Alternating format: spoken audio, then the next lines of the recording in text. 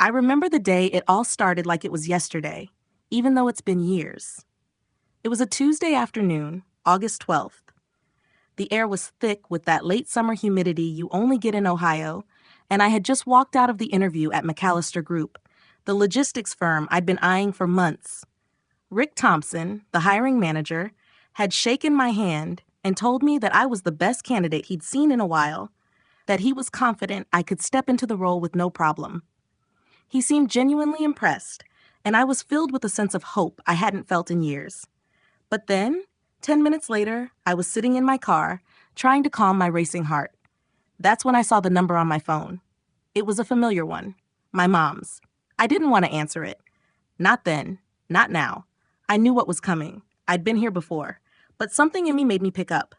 Caroline, my mother's voice came through the line, smooth as ever, but laced with something colder.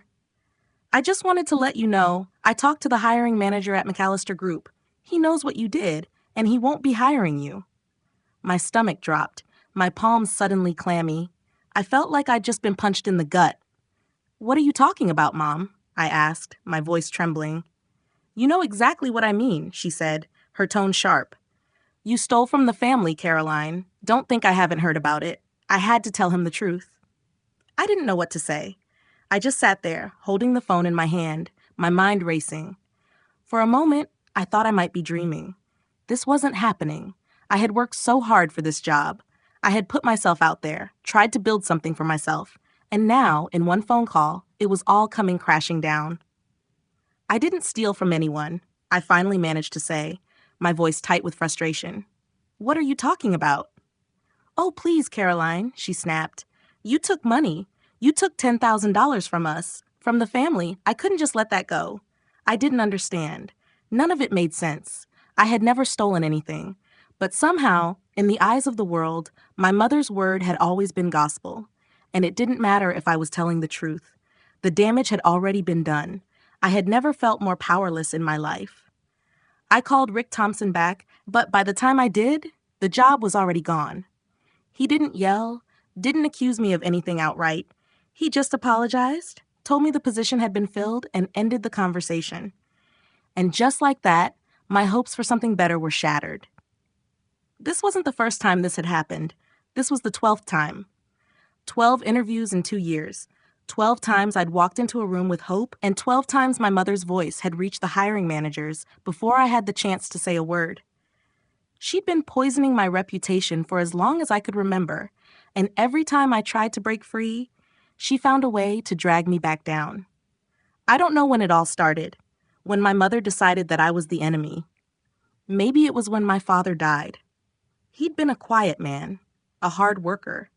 I'd always admired him for that. He'd worked as a welder at the local steel factory and made sure we always had what we needed, even if it meant working overtime, even if it meant never splurging on anything for himself. He used to slip me $20 bills every Friday for ice cream after school, and he'd always say, "The truth always comes out, Caroline. It's like a cat. It always finds a way to knock something off the counter." I was 13 when he died. I had no idea how much that moment would change everything. After my dad's death, things got tighter. His life insurance was enough to keep us afloat for a while, but not enough to change anything. My mother worked part-time as a cashier, but it wasn't enough. I watched her change after Dad was gone. She got a new car when I was 17. She remodeled the kitchen when I was 15. I remember thinking, where's the money coming from? But I never asked, never questioned. At the time, I thought it was just the way things worked. She'd tell me that Dad's pension had a delayed payout, and I believed her. After all, what did I know? I was just a teenager. But by the time I was in my 20s, things didn't add up anymore. My younger sister, Chloe, always got the things she wanted, and I was always told to work harder. Chloe got new clothes every season. Chloe had her college tuition paid for. Chloe got a car for her birthday. And I got nothing but a reminder that life was hard, that I wasn't working hard enough. So I did work harder. I graduated college with a business degree. I landed a job at a marketing firm, and for the first time in my life, I felt like I was on solid ground. But every time I reached for something better, every time I tried to build a life of my own, my mother's grip tightened. She never showed it directly, but I could feel it. When I talked about buying a house, she'd brush it off, tell me not to get ahead of myself. When I mentioned getting a raise, she'd change the subject. It wasn't until I found those deposit slips that everything started to make sense. I had been blind, and I didn't even know it. And now, here I was, sitting in my car, trying to process everything. My mother's voice had once again destroyed my chances, and all I could do was sit there, paralyzed by the truth that was beginning to unfold. I didn't know what to do after the phone call from my mom. I sat there in my car outside McAllister Group, hands gripping the steering wheel, my heart pounding in my chest. I felt like I was suffocating. The lies, the betrayal, the constant weight of my mother's manipulation, it was all too much. I had worked so hard for this job. I had finally felt like I was going to break free from the suffocating grip she'd held over me for years. But once again, she had won. The truth was, this wasn't just about a job interview. It was about everything I'd ever tried to do to get away from her, to make a life of my own. Every time I tried, she found a way to tear it down. I couldn't understand why she was doing this to me. What had I done to deserve it? Wasn't I her daughter? Didn't I deserve a chance? I drove home, my mind a mess of confusion and hurt. The small town of Woodford had always been suffocating, but now it felt like it was closing in on me even more. People didn't just know your business here.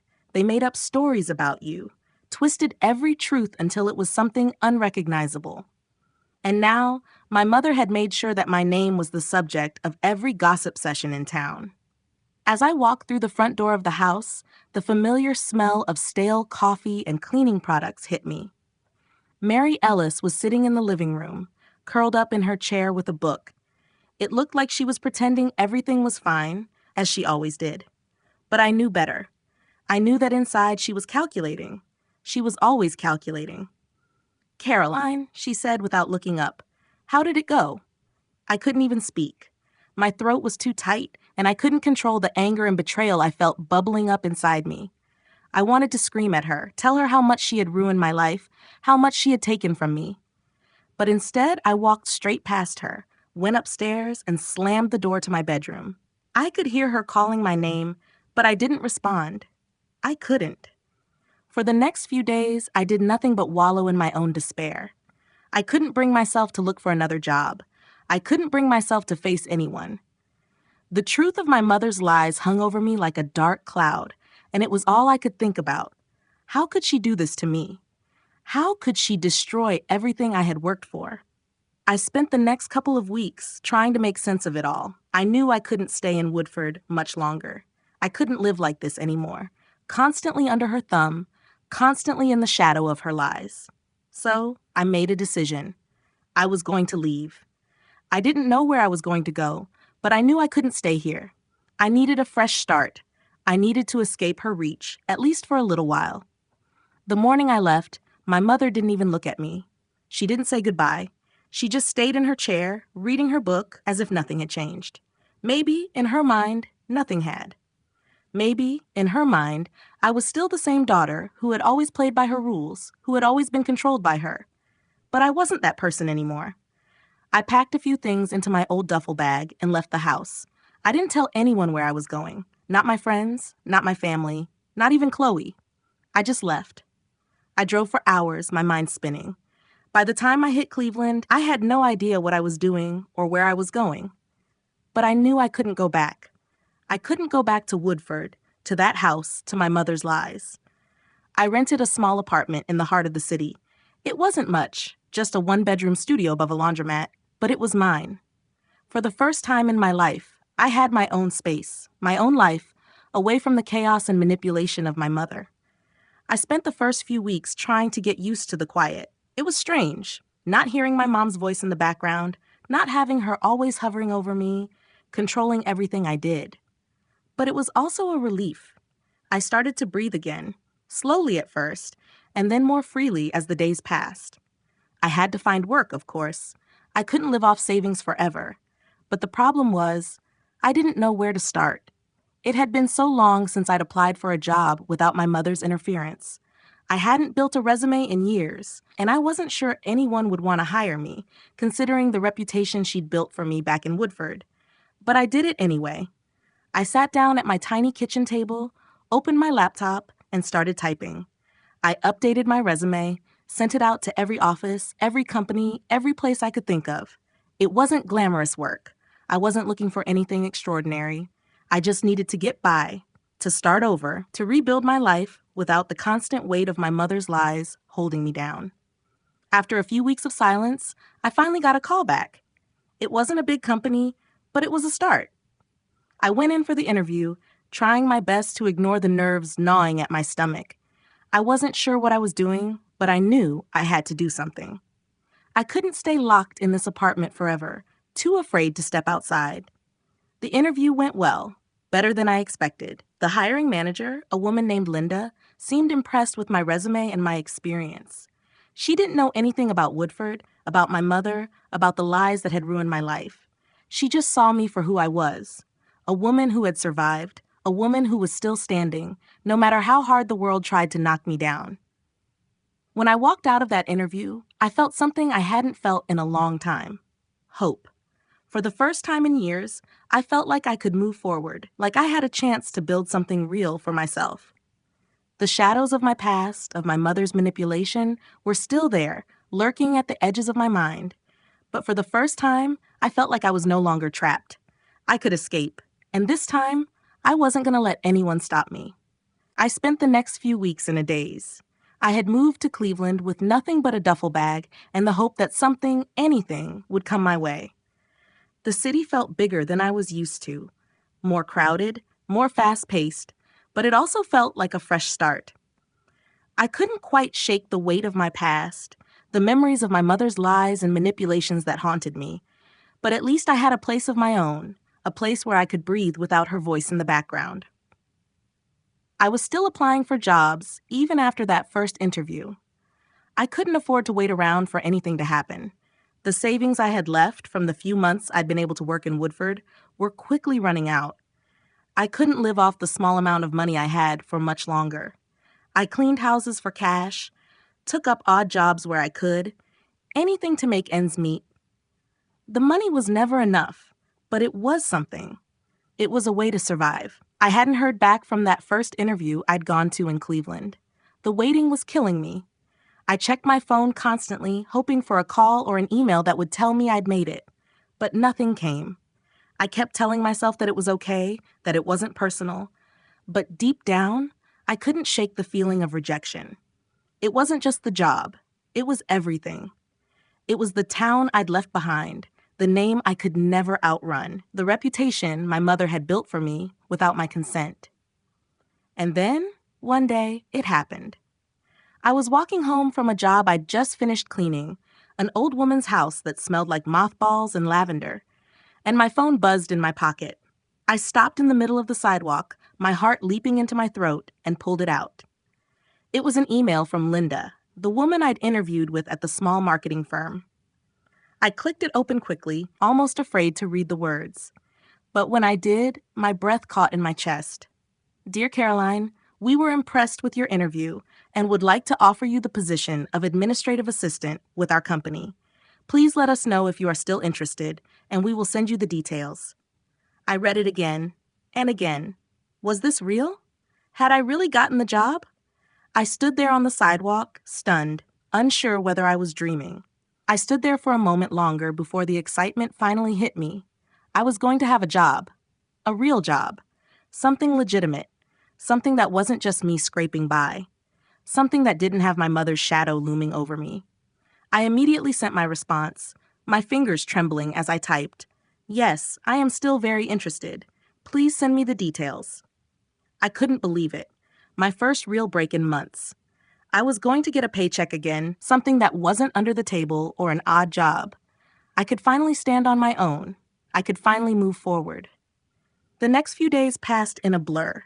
I went in to sign the paperwork, meet the team, and get acquainted with the office. It was a small but professional setup. It wasn't glamorous, but it was enough.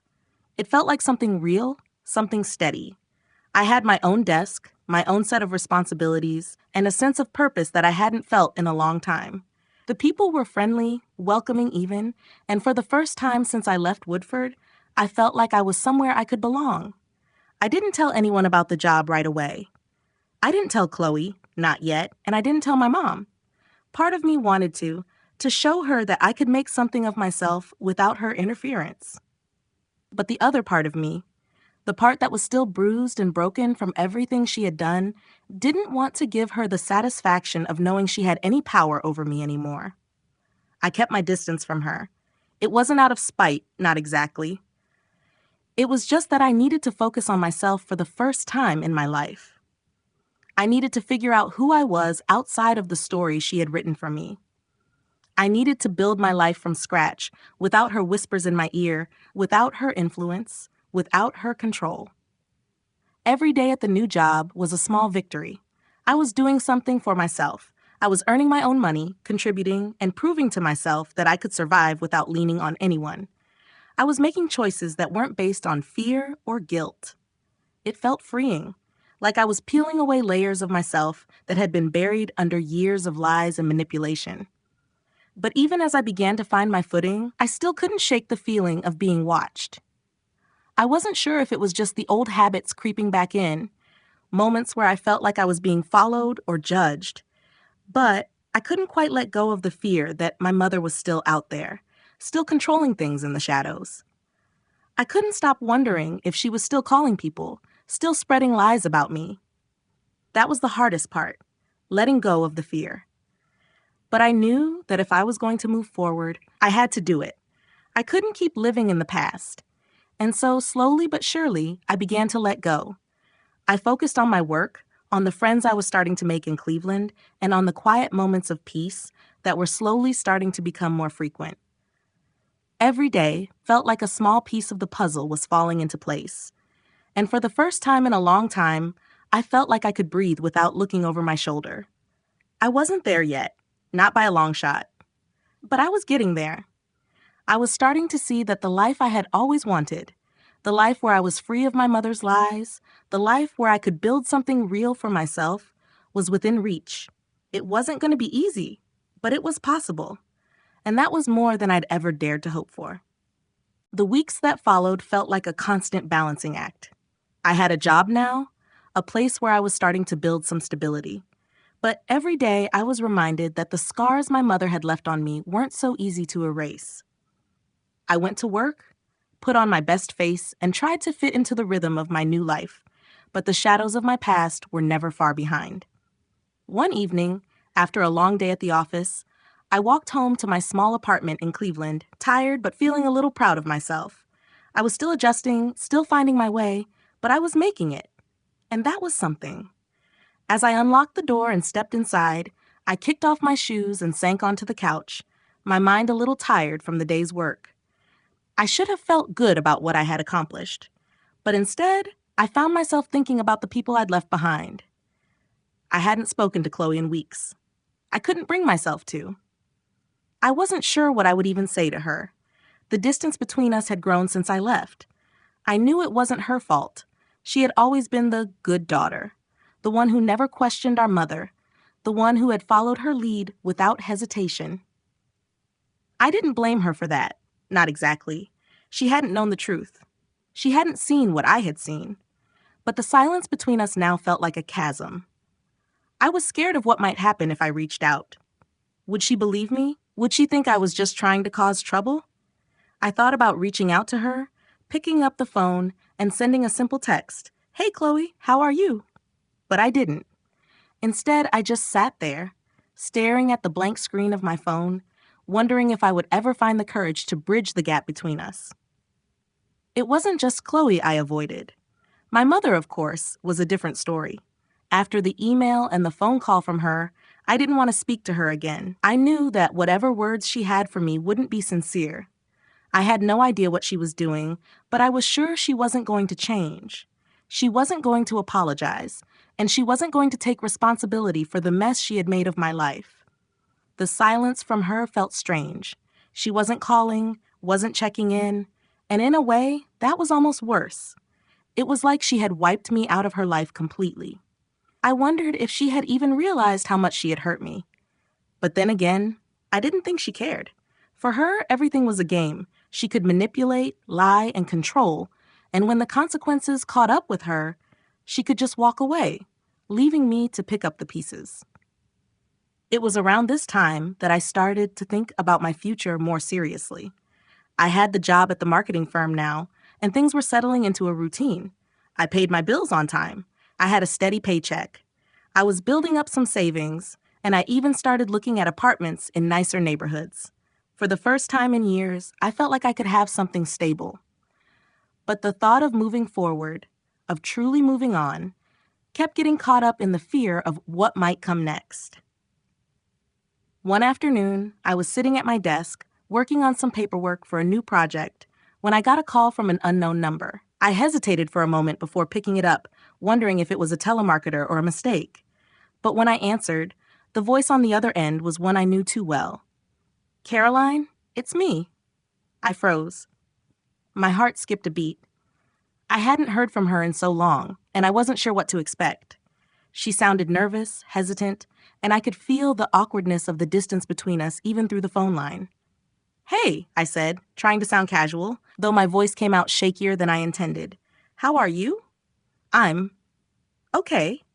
"How about you?" she asked, her voice uncertain. "I'm good, really good," I replied, though I wasn't sure if I meant it. "I've been working, just getting settled in." There was a pause on the other end of the line. I could tell she was struggling with something, trying to find the right words. Finally, she spoke again, and when she did, I could hear the regret in her voice. "Caroline, I don't know how to say this," she started, her words coming slow and careful. "But I think I've been wrong about a lot of things. About you. And about everything." I felt a lump form in my throat. I wasn't sure how to respond. After everything that had happened, after all the time apart, could I really forgive her? Could I let go of the anger that had been building for so long? "I know," I said softly, the words coming out almost like a confession. "I've been trying to figure it out too." "I don't want to be the person I've been," she continued, her voice trembling slightly. "I know I've believed Mom's version of things for too long, but after everything you've been through, I'm starting to see things differently. And I'm sorry." The apology hit me like a wave. It was raw, real, and unexpected. Chloe had always been the one to follow my mother's lead, to stay quiet, to stay out of the conflict. I had never imagined she would admit to being wrong, especially not after everything that had happened. But there it was, her voice breaking as she apologized, as she started to understand the things I had been trying to say for years. "I didn't know Caroline," she said, her voice thick with emotion. "I didn't know how bad it was. I was just following her because that's what I always did. But I see it now. I see what she did. And I'm sorry. I'm so sorry." I closed my eyes, my breath coming a little harder now. I had no idea what the future would look like between us, but in that moment, I realized something. There was a possibility. There was a chance to heal, to rebuild what had been broken. Maybe we wouldn't go back to the way things were, but maybe, just maybe, there was hope for us. "I don't know what to say," I whispered, the tears finally starting to fall. "But I'm glad you called." And for the first time in a long time, I felt like I wasn't alone anymore. The weeks that followed Chloe's call were a blur, and I wasn't sure if it was because I was trying to process everything or because I was too afraid to face what was next. For the first time in years, I wasn't just thinking about surviving. I was thinking about what it meant to truly live, to have relationships that weren't based on manipulation, lies, or fear. Chloe and I started talking more often. At first, our conversations were hesitant, tentative. We would talk about surface things, how her job was going, how my new life in Cleveland was shaping up. But slowly, we started to talk about the deeper things, the things that we had both been too afraid to address for so long. We talked about Mom, about the lies, the manipulation, the way she had tried to control us. Chloe admitted that she had never really questioned our mother's version of things, but now that she was starting to see the truth, it felt like a weight was lifting off her shoulders.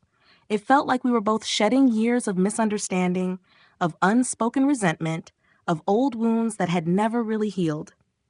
One evening, after a long conversation with Chloe, I sat down at my small kitchen table and just thought about everything, how my life had turned upside down in the last few months, how I had gone from being a woman completely dependent on my mother's lies to someone who was slowly piecing her life back together, bit by bit. I was starting to feel like I was gaining some control over my future, but the scars from my past still lingered. My trust in people, in the world around me, was shaky. I knew that rebuilding relationships with Chloe wouldn't be easy. It couldn't be after everything that had happened, but it was a start. A small one, but a start nonetheless. I had the job at the marketing firm, and it was going well. I was getting good at what I did. My colleagues were kind, and for the first time in my life, I felt like I was part of something, like I belonged. My paycheck was regular, and it was enough to keep the bills paid and start saving a little bit each month. But the deeper things, the emotional stuff, the unresolved issues with my family, those were harder to navigate. I wasn't just working on rebuilding my financial stability, I was trying to rebuild myself. And that was the harder part. I was still processing the discovery of the trust my godmother, Evelyn Harper, had left me. The truth was, I didn't know what to do with it. The money was there, growing over the years, but it was still tied up in so many emotions. It was money, yes, but it was also a reminder of the love and care Evelyn had shown me, a love that had been stifled by my mother's lies. That trust, the one Evelyn had set up for me so many years ago, was more than just money. It was proof that someone had believed in me, had planned for my future even when I had no idea. I was trying to figure out what that meant for me now. Did I use it all? Did I let it sit and grow? Did I even have the right to use it, knowing the way it had come into my life? I had a meeting with Glenn Rabge, the lawyer who had been handling the trust. I had been putting it off for weeks, not wanting to face the reality of it, but I knew I couldn't avoid it forever. I wanted answers. I needed closure. I met Glenn at his office in a quiet part of Cleveland. The building was old, a little worn, but it felt solid, like something built to last. I walked in a little nervous, but ready to finally face what was waiting for me. "Miss Ellis," Glenn said as I entered, standing to greet me. He was in his mid-50s, with graying hair and a sharp suit. He looked like the kind of man who had seen everything, and yet there was kindness in his eyes. "Please, have a seat." I sat down across from him, my hands trembling slightly. "I don't know if I'm ready for this," I admitted, "but I can't keep avoiding it." Glenn nodded. "Understandable. It's a lot to process, but you're doing well, Caroline. You're already making strides, and I think it's time we get you the answers you need." He handed me a stack of papers. The first one was the trust agreement, the legal document that Evelyn had set up for me. I read it slowly, the weight of it sinking in. Evelyn had left me more than just money. She had left me a future, a chance. The funds were there, set up to grow steadily, with careful investments made over the years. I had never imagined that something like this existed for me. My mother had kept me in the dark for so long, and now, in this quiet office, the reality of it hit me full force. "There's a lot here," I said softly, looking up at Glenn. "I don't know what to do with it all." He gave me a reassuring smile. "You don't have to figure it all out right away. This is yours, Caroline. The money is there for you to use however you see fit. But remember, it's not just about the money. It's about what Evelyn believed in for you, what she wanted for you." I nodded, feeling the tears welling up in my eyes. I didn't know how to process the fact that Evelyn, even in death, had cared for me. It felt overwhelming, but also comforting. I had someone on my side, someone who had loved me. "I need time to think about this," I said, my voice shaky. "Take all the time you need," Glenn replied. "We're here for you whenever you're ready to move forward." I left the office that day with a sense of quiet determination. I wasn't sure what my future held, but I knew one thing for certain. I was going to take control of it. I wasn't going to let my mother's lies define me anymore. I wasn't going to let her manipulation continue to shape the narrative of my life. The truth was starting to come out, piece by piece, and for the first time, I was ready to embrace it, to step into a future where I wasn't just surviving, but living. The path ahead wasn't going to be easy.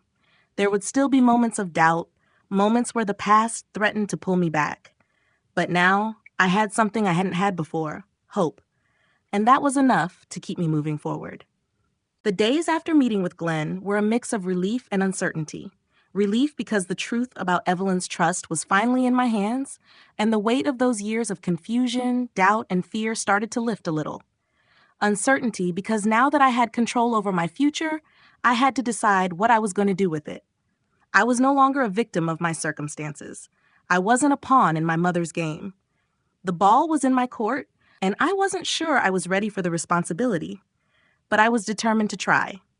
Work at the marketing firm was steady, and I had started to feel more comfortable in my role. My colleagues were friendly, and I was slowly making my mark. It wasn't a dream job, but it was a good job. It was mine, and it was enough to allow me to take my first steps toward building a life where I didn't feel like I was constantly running from something. But every once in a while, I'd catch myself thinking about what I had lost. The years I had spent under my mother's control, the trust I had given her even when I knew deep down that something was wrong, the dreams I had abandoned because I was too afraid to go after them. I had spent so much of my life trying to please her, trying to meet her impossible expectations. And in the end, it wasn't just my dreams I had lost. It was my sense of self. The person I had been before all of this, the woman who wasn't afraid to take risks, to speak up, to stand on her own 2 feet, she had been buried under the weight of my mother's lies. But I was starting to find her again. I could feel the pieces of who I was beginning to come together, little by little. Every day, I reminded myself that I had the power to make my own decisions. I didn't have to wait for permission from anyone. I could choose my own path, even if it meant walking away from everything I had once known. And then came the call. It was a Thursday afternoon, and I had just gotten off work when my phone rang. I didn't recognize the number, but something about it made me answer. "Hello?"